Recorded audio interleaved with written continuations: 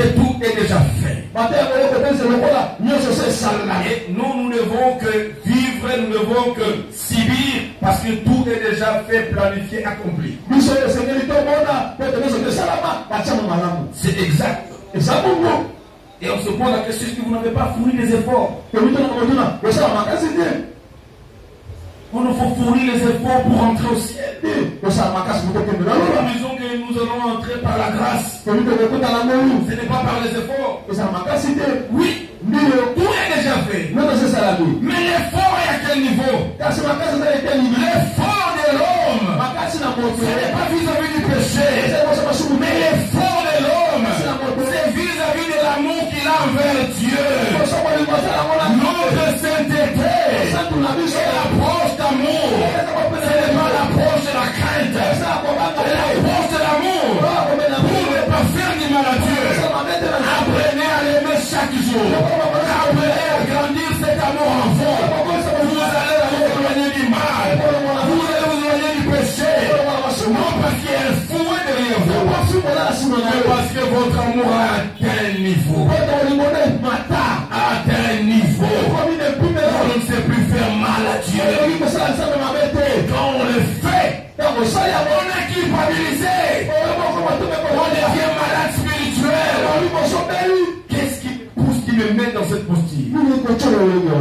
Ce n'est pas la crainte de quoi que ce soit. C'est l'amour. C'est l'amour qui vibre dans mon cœur. Frères et sœurs, nous devons aimer. Nous devons aimer. Et aimer avec un plus grand amour. Aimer avec un plus grand amour. Vous savez, l'amour. L'amour envers Dieu nous donne que des bénéfices. Le problème aujourd'hui, parce que nous sommes tous sauf l'amour. Et nous avions développé même beaucoup de types de prières qui n'ont pas de raison d'être. Parce que le problème serait résolu simplement par l'amour que Dieu a dédié. Le premier bénéfice de l'amour envers Dieu, Dieu tourne sa face vers nous. Et il a pitié de nous. Tout celui qui aime Dieu, vous n'irez pas vers Dieu, mais Dieu va tourner sa face vers vous. Et ce Dieu, il aura pitié de vous. Vous ne devez pas prier pour demander la face de Dieu. Vous ne devez pas prier pour demander que Dieu ait pitié de vous. Mais dès lors que Dieu voit son amour, dès lors que Dieu voit que vous l'aimez, bien aimé, c'est Dieu. Il va tourner sa face vers toi. Psaume 119. Verset 132. Psaume 119. Verset 132. Il est dit ceci. Tourne vers moi ta face. Et aie pitié de moi. Selon quoi? Selon ta coutume à l'égard de ceux qui aiment ton nom. L'homme est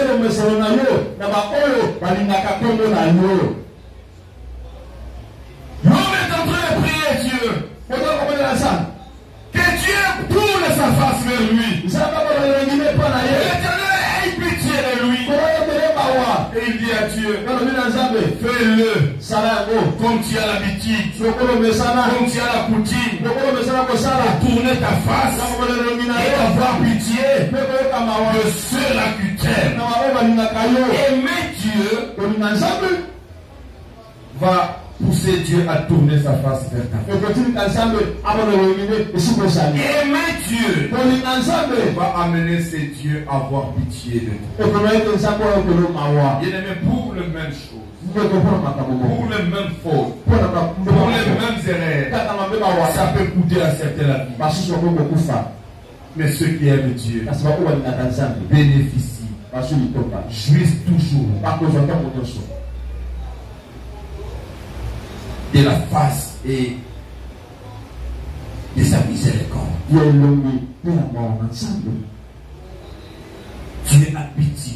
Quand Dieu jette son regard, maman, papa, quand Dieu jette son regard, il ne nous regarde pas de la même manière.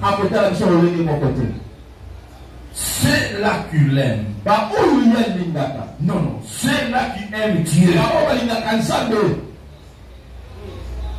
Dieu a toujours pitié d'eux. Si tu n'aimes pas Dieu,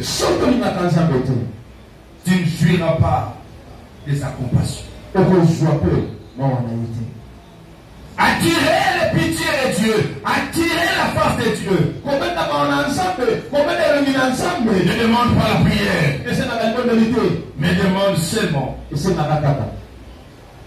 l'amour des amis de Dieu. Commencez aujourd'hui à aimer Dieu. Apprenez à partir d'aujourd'hui à aimer Dieu. Vous verrez des choses qui vont changer dans vos vies.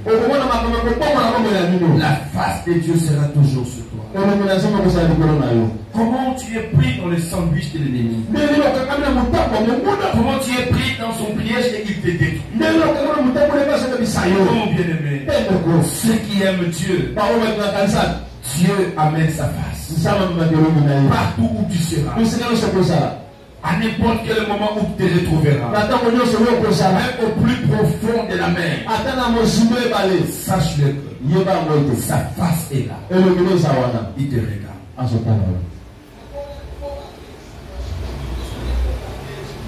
Je l'ai toujours dit, vous n'êtes pas plus que nous le cible de l'ennemi. Si ça dépendait du diable, il y a 20 ans passés, on serait déjà enterrés. Mais parce que nous aimons Dieu, sa face est toujours sur nous. Dieu veille sur nous. Dieu nous regarde à tout. Il prend soin. C'est un secret. Aimer Dieu. Apprends dès aujourd'hui à aimer Dieu. Je viens te démontrer que tu n'aimes pas Dieu. Tu n'aimes pas Dieu. Deuxième bénéfice, Dieu nous délivre et Dieu nous protège.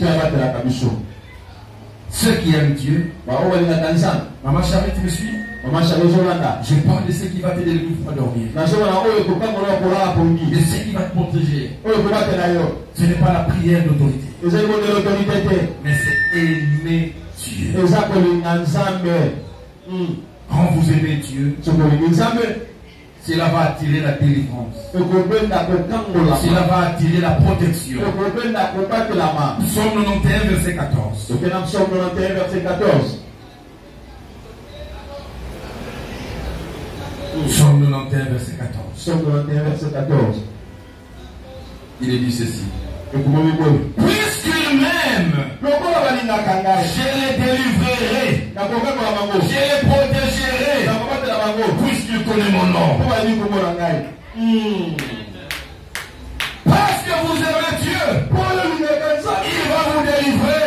Peu importe le problème, peu importe le temps que cela a pris, apprenez à aimer Dieu. La délivrance deviendra possible. La protection deviendra certaine. Je prie beaucoup, mais la délivrance ne vient pas. Cesse de prier. Apprends à aimer Dieu. Commence à l'aimer seulement. Commence à s'intéresser à Dieu, à s'intéresser à son royaume, à s'intéresser à l'œuvre de Dieu. Apprends à l'aimer par des gestes. Parce que tu donnes à Dieu. Parce que tu lui dis dans l'adoration. Parce que tu lui donnes par ton travail. Apprends seulement à le faire. Bien aimé, La délivrance est progressive, vous savez. Ce n'est pas les jours où nous étions délivrés et nous avions vu toutes les faiblesses partir. Mais il y a des choses avec lesquelles on a commencé à servir Dieu. Mais les jours où ces choses nous ont quittés, nous ne savons pas. Simplement parce que nous avions aimé Dieu. Parce que nous aimons Dieu. Il prend soin à nous délivrer. Mais il va te délivrer même du piège de tes ennemis. Parce qu'il sait que tu l'aimes. Pendant que les sorciers vont se réunir, les satanistes vont arrêter leurs plans. Bien-aimés, ceux qui aiment Dieu n'ont peur de rien. Parce que j'ai la promesse qu'en toutes choses, Dieu les délivre. Il me délivre. Je serai à l'extrême de la mort. Où j'étais en train de traverser la chaussée, je n'ai pas regardé. Et le véhicule qui vient, il ne sait pas s'arrêter. Non, mais c'est à 0 mètres que je verrai la délivrance de Dieu. Je vous dis des choses que nous avions vécues. C'est l'année passée que j'ai failli mourir. C'est la nationale numéro 1.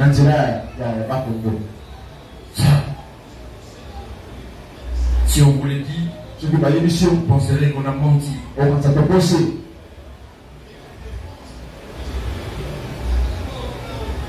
J'ai quitté Mbanzambu. J'avais une mission de service. Au lieu de me reposer, non. De chercher à manger, non. Je n'ai pas mangé à Mbanzambu. Je ne me suis pas reposé à Mbanzambu. Je rentrais vite. J'étais venu pour venir voir mes enfants. Je rentrais vite. Pour l'œuvre de Dieu. Parce que j'aime Dieu. Je dois rentrer vite. Je dois quitter. Je dois prier pour les gens. L'amour que j'avais de Dieu. J'ai pris le taxi. Et je rentrais. Un accident. Un remorque qui venait avec charge de vitesse. Sur un catch. Là où j'étais, je voyais comment le remorque a quitté sa bande. Dans un film.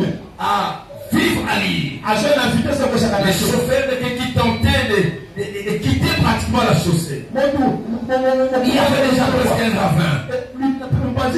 Et après, à la dernière seconde, ce que je vis, c'est le remorque sur le tête. Je fermais les yeux. Je ne savais pas ce qui allait arriver. Et quand j'ai ouvert les yeux, je retrouve le remorque rentré dans ses bandes. Après avoir cogné les têtes, tout s'est cassé. Je suis sorti. Je me suis vérifié. Ni plaie, ni blessure, ni fracture. Et les gens du village sont sortis. Ils ont regardé les quêtes. Ils sont sortis. Ils ont vu le remorque en charge. Mais ça n'arrive pas sur la nation numéro 1. Parce que tous les scénarios, il fallait broyer les têtes. Comment vous sortez vivant? Et les chocs du remorque, c'était du côté où moi j'étais. Mais ceux qui aiment Dieu, je les délivre. Et ceux qui m'ont accompagné ces jours-là, ils ont eu la vie sauve. Parce qu'ils étaient avec moi. Hier, en me sauvant, il a sauvé tout ce qui était dans le Seigneur. Vous allez voir le chauffeur. Il est mort. Qu'est-ce que tu as? Il a dit, je ne sais pas expliquer ça. Il est rentré les trains. Apprenez à aimer Dieu. Vous allez bénéficier de la délivrance permanente, de la protection permanente. C'est vrai qu'il y a eu des attaques spirituelles. Il y a eu des puissants de la sorcellerie qui m'ont pourchassé. Parce que les gens ont parlé après.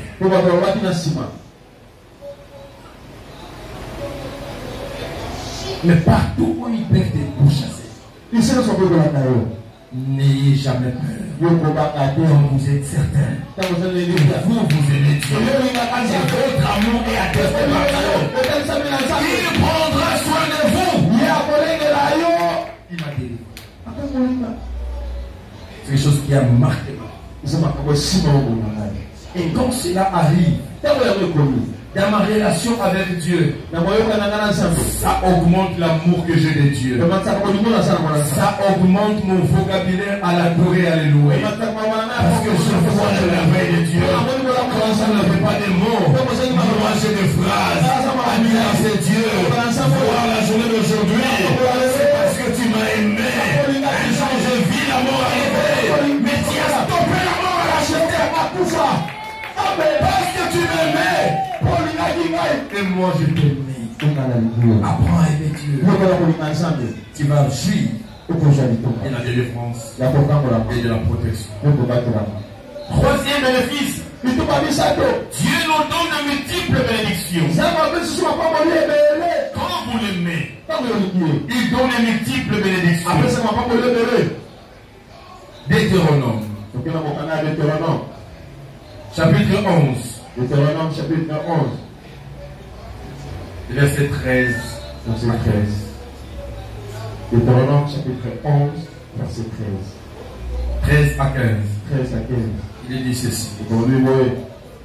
Si vous obéissez à mes commandements, que je vous prescris aujourd'hui, si vous aimez l'Éternel, votre Dieu, et si vous le servez de tout votre cœur, de toute votre âme, je donnerai à votre pays la pluie à son temps. La pluie de la première et de l'arrière-saison. Tu recueilleras ton blé, ton mou et ton huile. Je mettrai aussi dans tes champs de l'herbe pour ton bétail. Et tu mangeras et te rassasieras quand vous aimez Dieu. Quand vous aimez Dieu, vous le servez de tout votre cœur, de toute votre âme, et vous verrez que l'amour de Dieu est synonyme à servir Dieu. Dieu dit la bénédiction. Pendant que tout le monde traversera la sécheresse, chez toi, il n'y aura pas la sécheresse. Il enverra la pluie. La pluie de l'avant et la pluie de l'arrière-saison. Tu ne manqueras de rien. Chez toi, il y aura toujours abondance. Chez toi, tu mangeras et tu te rassasieras. Mais pourquoi prier pour manger? Pourquoi prier pour se rassasier? Arrêtons ce genre de trucs. Il y a une promesse pour ceux qui aiment Dieu. Aimez seulement l'Éternel. Vous verrez ces choses arriver. Pour cela, nous ne savons pas comment nous nouons le debout du mois. Avec des charges qui dépassent nos revenus. Mais parce que nous aimons Dieu, il pourvoit à nos besoins selon sa richesse. Apprenons à aimer Dieu. Vous manquerez des biens. Apprenez à aimer Dieu. Vous mangerez et vous vous rassasierez.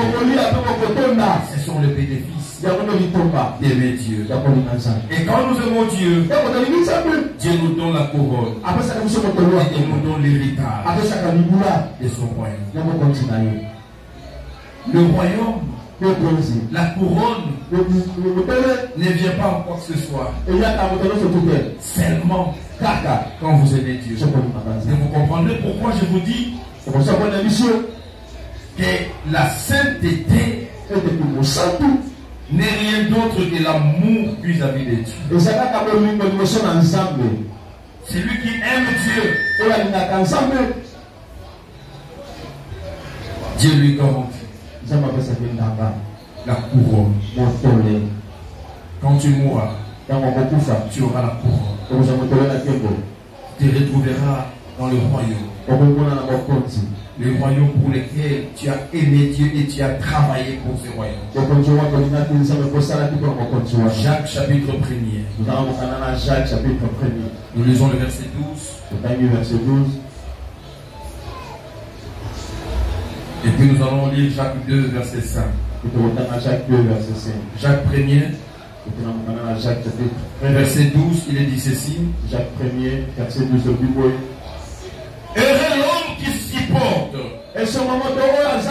patiemment la tentation. Car après avoir été éprouvé, il recevra la couronne de vie que le Seigneur a promise à ceux qui l'aiment.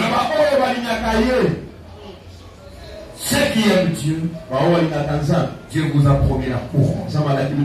Et vous aurez cette couronne. Jacques chapitre 2, verset 5.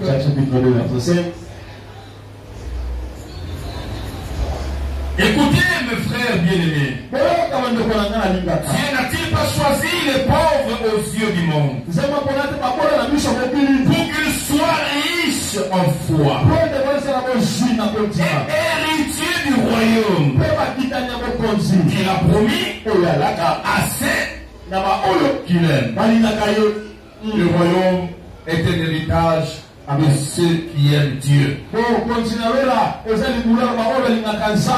couronne, c'est une récompense de ceux qui aiment Dieu. Apprenez et continuez à aimer Dieu. Vous aurez la couronne et vous aurez pour héritage le royaume.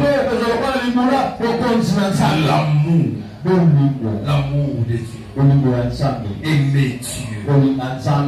Bien-aimés, les obligations de l'amour de Dieu. Aimer Dieu nous oblige à obéir à la loi de Dieu. C'est l'amour de Dieu qui nous prédispose à la sainteté. 1 Jean chapitre 5. Nous allons comprendre à 1 Jean chapitre 5. Verset 2 à 3. Verset 2 à 3. 1 Jean chapitre 5. 1 Jean chapitre 5. Verset 2 à 3. Verset 2 à 3. Nous connaissons que nous aimons les enfants de Dieu lorsque nous aimons Dieu et que nous pratiquions ses commandements. Car l'amour de Dieu consiste à garder ses commandements. Et ces commandements ne sont pas pénibles. Vous voyez l'approche de la sainteté par amour. Les commandements de Dieu ne seront pas pénibles pour vous. Ça ne sera pas une corvée pour vous. Sentez comme si on vous pousse à les faire. Vous-même, vous ne vous sentez pas à l'aise. Mais ceux qui aiment Dieu obéissent à ses commandements comme de l'eau en bois. Ils ne sentent pas cela comme étant pénible. La sainteté, la crainte de Dieu, l'obéissance à sa parole ne sera pas quelque chose qui vous indispose. Mais ça sera un plaisir pour vous. Marcher dans la crainte de Dieu, c'est un plaisir. Vous craignez Dieu parce que l'amour que vous avez de lui vous le pousse. Vous pousse à le faire. Deuxième obligation, l'amour de Dieu nous envoie à haïr le mal. Celui qui aime Dieu haït le mal. Tu vas lire Psaume 97, verset 10. Tu ne peux pas dire que tu aimes Dieu pendant que tu vis dans le mal, pendant que tu aimes le mal, pendant que tu fais le mal. Tu ne peux pas nous dire que tu tu aimes Dieu de cette manière-là. Non. Aimer Dieu, c'est haïr le mal. Quelqu'un devient sensible au mal. Il ne supporte pas l'injustice. Il ne supporte pas les critiques. Il ne supporte pas les calomnies de médisants. Il n'aime pas ça. Il n'aime pas les divisions. Il n'aime pas. C'est les qui aiment Dieu. C'est ainsi que vous verrez. Quand vous aimez Dieu, vous haïssez le mal. Certaines personnes vont commencer à vous fuir. Mais certains, non, lui, non, il ne faut pas lui dire. Parce qu'ils savent que c'est sensible au mal. Quand tu viens critiquer quelqu'un au point de monde, je vais te bloquer directement. Non, il ne faut pas continuer. Je vais l'appeler, est-ce que si je l'appelle, tu peux dire la même chose dans sa présence. Oh non, c'est comme ça, on laisse. Alors on doit laisser pour toujours. Ne viens jamais critiquer les gens. Tu n'es pas meilleur que les gens que tu critiques. Il y a aussi des défauts à toi. On devient sensible au mal. Mais celui qui n'aime pas Dieu, lui, il a des choses à ajouter. Il a dit, c'est vrai. Parle-moi s'il y a des choses à te dire. Ce frère-là, cette soeur-là. C'est parce que tu n'as jamais connu l'amour. Apprenons à aimer Dieu. Nous allons haïr le mal. L'amour nous oblige à aimer Dieu plus que tout. L'obligation de l'amour. Tu ne dois pas aimer Dieu comme quelqu'un qui a commis l'erreur. Quand je parle avec elle, il a des repas d'innovation, mais tu vois d'abord, moi, premièrement, c'est ma fille. Il a dit, parce qu'elle aime beaucoup sa fille. Je lui ai dit ceci. Dieu d'abord. Il ne faut jamais aimer ta fille plus que Dieu. Dieu d'abord. Il ne faut jamais aimer ton mari plus que Dieu. Dieu d'abord. Il ne faut jamais aimer tes enfants plus que Dieu. Ta femme, tes parents plus que Dieu. Dieu d'abord. Nous allons lire Matthieu 10. Verset 37. Peut-être qu'il dit, ben non, là, les pasteurs exagèrent quand même. Mais on peut les aimer concomitamment. Non. Nous allons lire. Qu'est-ce que la Bible dit? Matthieu 10, verset 37. C'est lui qui aime son père ou sa mère plus que moi n'est pas digne de moi. Celui qui aime son fils ou sa fille plus que moi n'est pas digne de moi. Là, c'est Jésus qui parle. Tu as entendu? Ce n'est pas les pasteurs. Tu ne peux jamais aimer Dieu après avoir t'aimé. Après avoir t'aimé soi-même. Non.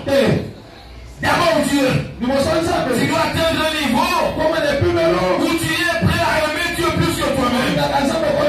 C'est le niveau de sacrifice. Pour quelqu'un est prêt à se sacrifier pour que Dieu trouve son compte. Il est prêt à sacrifier son sommeil pour donner ce temps-là à Dieu. Il est prêt à sacrifier son argent. Il voulait s'acheter une maison. Il voulait garnir, je ne sais pas moi, sa maison de meubles. Il se sacrifie pour donner à Dieu au moins de son œuvre. Dieu d'abord. Et le miracle vient comme ça. C'était la même Sarepta. Et le prophète a dit d'abord moi. Parce que le prophète incarnait Dieu. C'est le prophète. Je ne puis rien. poignée de farine. Mwanda mwa farine. On va se débrouiller avec petite huile. Na mwa mafuta kukuza na mwa wana. La mort va venir après. Kristo kwa sima. Mais ça sera notre dernier pain à manger. Le prophète a dit j'ai faim. Bien-aimé, Dieu a toujours faim. Dieu a toujours besoin. Son œuvre a toujours besoin. Quand tu veux manger, tu veux acheter pour soi-même. Pose-toi la question, est-ce que Dieu n'a pas d'abord faim? Le prophète a dit d'abord moi. Cela veut dire d'abord Dieu. Heureusement pour cette femme. Il a donné. S'il gardait, il allait manger ces jours-là. Et demain, il allait mourir.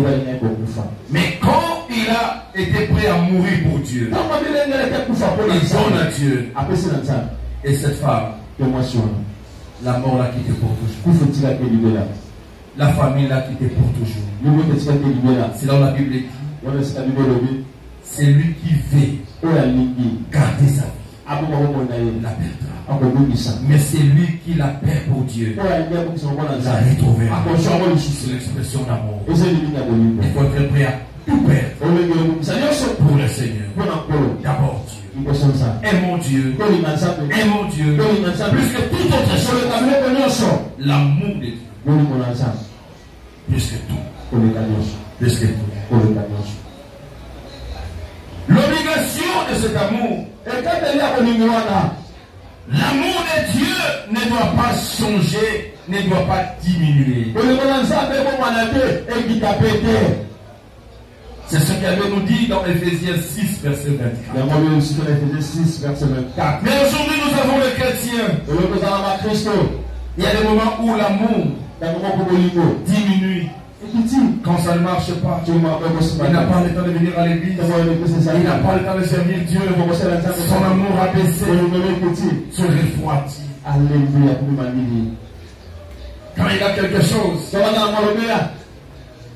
le plaisir, la joie de ce qu'il a, et vous sentez comme si ce jour-là, il aime un peu plus Dieu. Il aime un peu plus Dieu. Parce qu'il est sûr, il a quelque chose en poche. Ça va. Il peut aimer Dieu. L'amour qui change. Mais notre amour doit être permanent. Doit être stable. Ça ne doit changer en rien. Quand ça marche, je l'aime. Quand ça ne marche pas, je l'aime. Quand je suis dans la joie, je l'aime. Quand je suis dans la tristesse, je l'aime.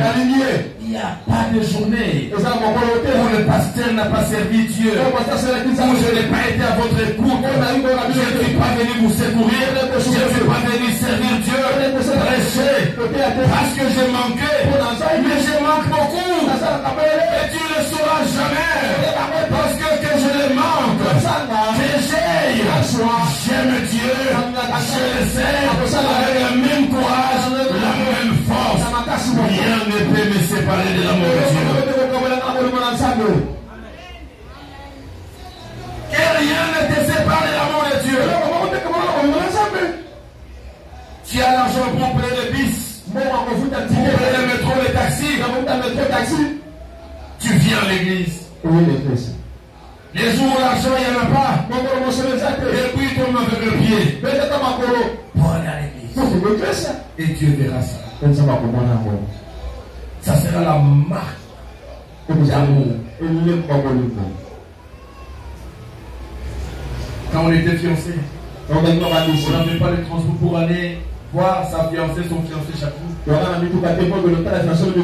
a pris des risques de faire de longues distances à pied. On voulait aller voir. C'est l'expression d'amour. Mais pour Dieu, il y a transport, je pars. Il n'y en a pas, je pars. Est-ce que tu aimes Dieu plus que tout autre? Et tu vas prier pour la délivrance, elle ne vient pas. La protection ne vient pas. La bénédiction ne vient pas. Parce que tu n'aimes pas Dieu. Tu n'aimes pas Dieu. Tu n'aimes pas Dieu. Quelle est la preuve de ton amour vis-à-vis de Dieu? Comment prouver à Dieu qu'on l'aime, on le saura comment. Jean chapitre 21. Jean chapitre 21. Jean chapitre 21. Nous allons voir Jean chapitre 21. Verset 15 à 17. Verset 15 à 17.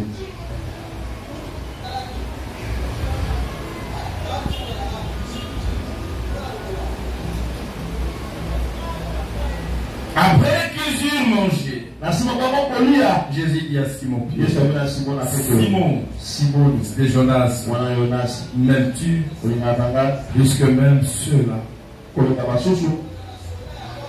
Il lui répondit, oui Seigneur, tu sais que je t'aime. Jésus ne pouvait pas poser cette question à Pierre. Parce qu'il marchait chaque jour avec Pierre. Tu peux venir chaque jour à l'église. Tu peux faire 6 ans avec cette église et ne jamais aimer Dieu. Mais comment Pierre dit, mais je suis toujours avec toi. Est-ce que tu m'aimes plus que oui, avec Dieu. Le Seigneur lui dit, paix mes brebis. Il lui dit une seconde fois, Simon fils de Jonas, m'aimes-tu? Pierre lui répondit, oui Seigneur, tu sais que je t'aime. Jésus lui dit, paix mes brebis. Il lui dit pour la troisième, Simon fils de Jonas, m'aimes-tu? Pierre fit attristé de ce que lui avait dit pour la troisième. M'aimes-tu? Il lui répondit, Seigneur, tu sais toutes choses, tu sais que je t'aime. Jésus lui dit, paix, bien-aimé. Personne ne peut dire qu'il aime Dieu si on ne le voit pas agir dans l'être de Dieu. L'amour de Dieu ne s'exprime que par notre engagement dans l'œuvre de notre Dieu. Tout celui qui ne sert pas Dieu, tout celui qui ne donne pas Dieu, tu ne peux jamais dire que tu aimes Dieu. Celui qui aime Dieu, il s'occupe des brebis de Dieu. Il s'occupe de l'œuvre de Dieu. Frères et sœurs, je veux que tu sois embarrassé comme Pierre et que tu répondes si tu aimes Dieu. Si tu aimes Dieu, et vous savez quoi? Je finis par ce verset. Il arrive quelque chose quand on refuse d'aimer Dieu. Quand tu refuses d'aimer Dieu, il y a quelque chose qui arrive. C'est la malédiction. Voilà, il y a beaucoup qui sont maudits. Et cette malédiction ne vient pas de l'homme. Mais ça vient de la parole de Dieu. Parce que vous n'aimez pas Dieu. 1 Corinthiens chapitre 16. Verset 22. Je vais finir par là. 1 Corinthiens 16. 1 Corinthiens chapitre 16. Verset 22. Si tu n'aimes pas Dieu, la malédiction est sur toi. Il est dit ceci. Si quelqu'un n'aime pas le Seigneur, il soit anathème. Si quelqu'un n'aime pas le Seigneur, qu'il soit maudit. Si tu n'aimes pas Dieu, tu es maudit. Si tout ce que je viens d'expliquer aujourd'hui, tu as dit que tu n'aimes pas Dieu, tu es maudit. Il y a de ceux qui devaient travailler pour Dieu n'ont pas travaillé aujourd'hui. Parce qu'ils étaient derrière les palmes qu'ils devaient porter. Aimes-tu Dieu?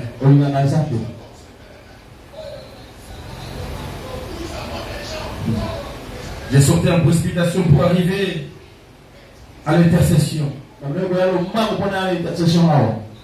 Et en sortant, je me suis rendu compte et j'ai oublié de mettre la montre. Je traînais, j'ai envoyé l'enfant de rapidement prendre la montre. Qui s'est compliqué, non, la clé était restée à cause dans la voiture chez moi. La montre ne peut pas casser le rythme d'amour que j'ai de mon Dieu. Je ne dois pas arriver en retard parce que je cherche à mettre la montre. Et c'est la montre qui va prêcher la parole. Donc la voiture, on part vite. Tu vas arriver à l'air. Rien. Et tu es venu en retard. Pourquoi? Quand même Dieu permet en retard. Vous qui êtes venus en retard à l'église, quand vous aimez Dieu, vous pouvez venir en retard vraiment. Vraiment.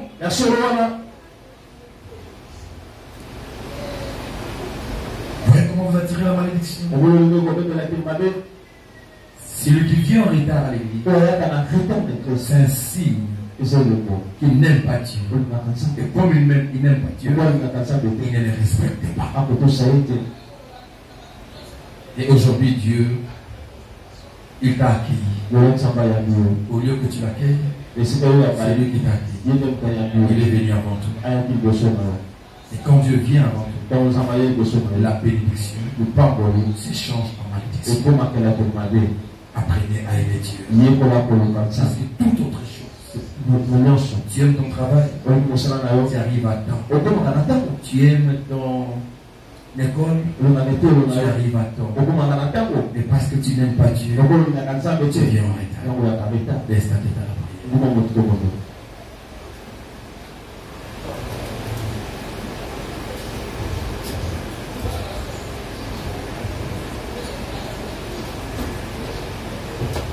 Tu viens d'écouter la parole. Que ces trois choses d'aimer, la foi, l'espérance et la charité. Et la plus grande, c'est la charité. Est-ce que tu aimes Dieu? Et pourquoi tu n'aimes pas? Qui t'empêche à l'aimer? Tu aimes Dieu? Est-ce que tu l'aimes plus que toute autre chose?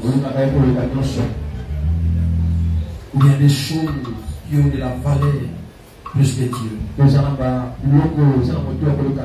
Tu pars au travail 6 jours sur 7.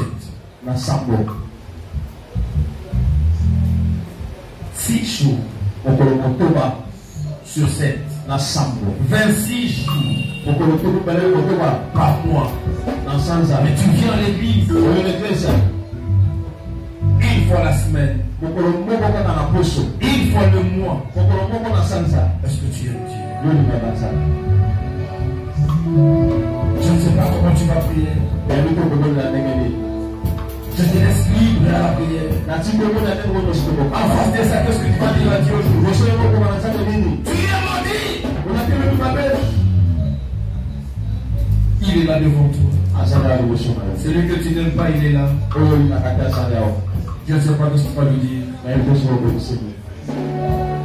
Mais tu dois avoir une prière à faire. Tu dois avoir une prière à faire. Élève ta voix. Prie devant Dieu. En face de cette parole. Commence à prier. Ouvre ton cœur. Priez. Priez.